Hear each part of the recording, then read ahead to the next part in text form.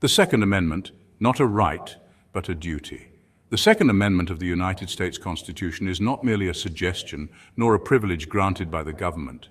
It is a fundamental duty, a sacred obligation bestowed upon every citizen to remain armed. This duty is not optional. It is the bedrock upon which our freedom rests, the ultimate safeguard against tyranny.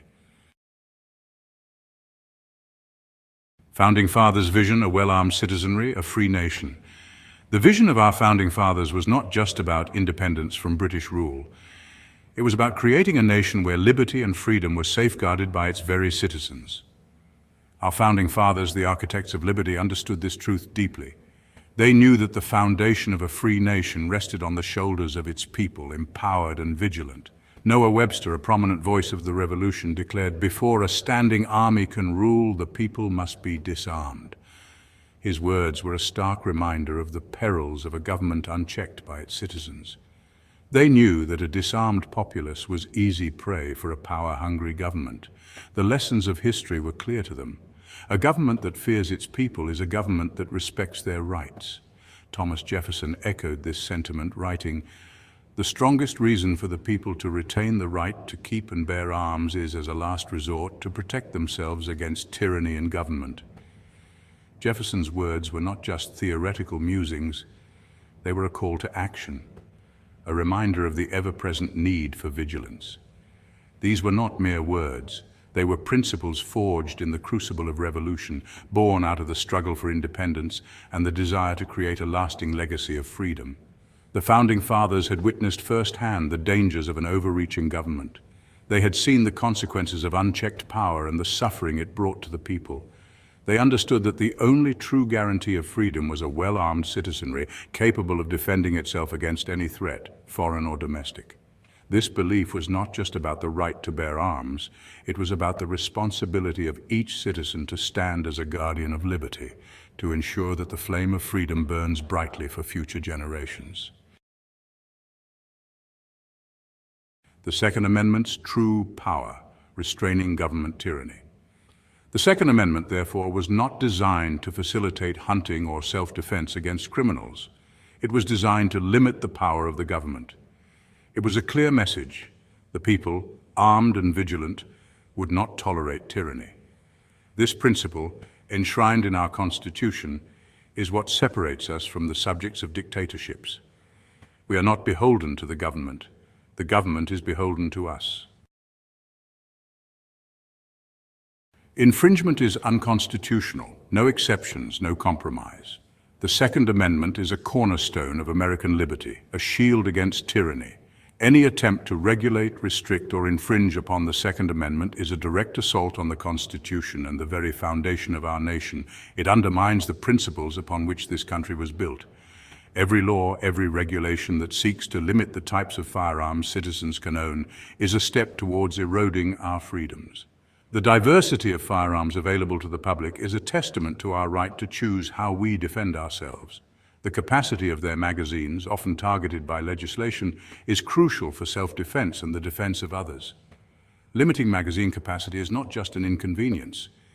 It is a potential risk to personal safety. Any limits on ammunition purchases is unconstitutional. Ammunition is the lifeblood of the Second Amendment. Without it, the right to bear arms is rendered meaningless. There can be no compromise when it comes to fundamental rights.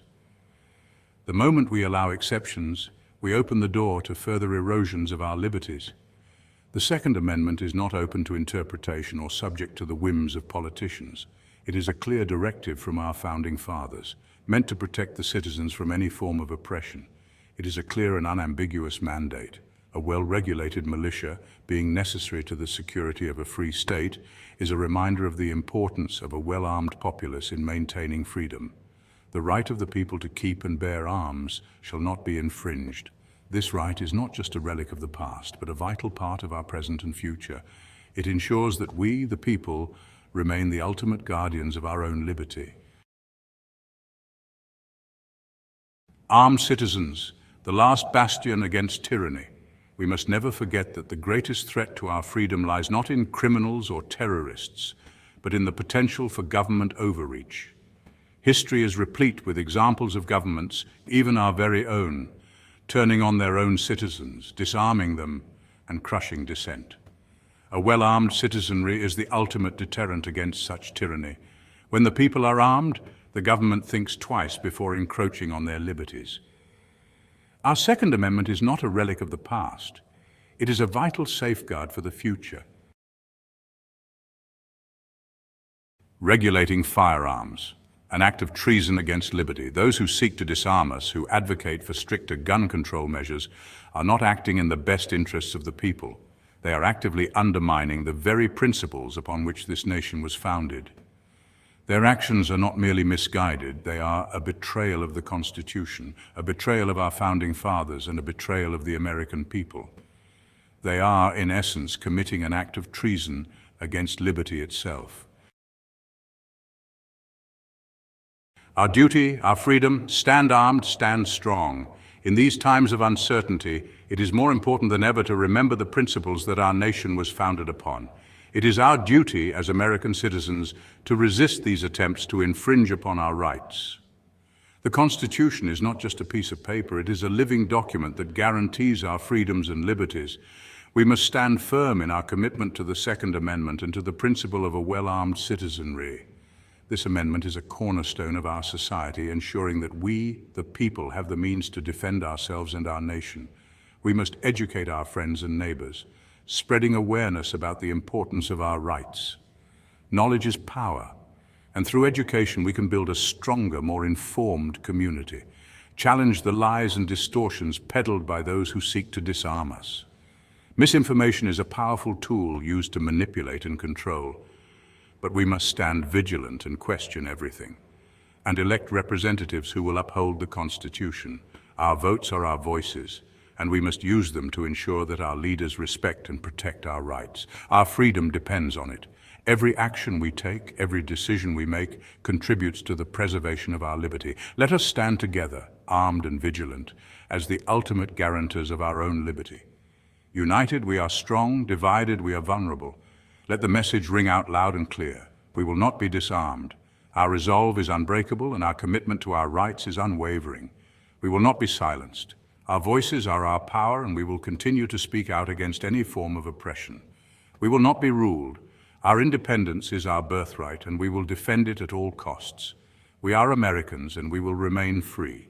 Together, we will uphold the values that make our nation great, ensuring that future generations inherit the same freedoms we cherish today. Pause 2S. In conclusion, the Second Amendment does not limit the right of the people or the type of weapon they can own or carry.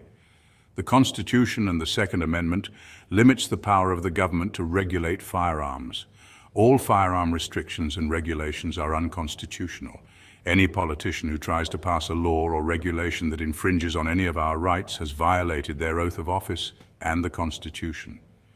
That is what we call treason. Any weapon that the government or their standing army can carry is constitutionally legal for the people to own and carry. Shall not be infringed is a very clear statement. No permits or permission slips, no limits on magazine capacity or rate of fire. The Second Amendment does not enumerate a right to keep and bear arms. It defines a duty to all citizens to be armed. Now, more than ever, it is crucial that we take action. Share this message far and wide. Educate your family, friends, and neighbors about the true meaning of the Second Amendment.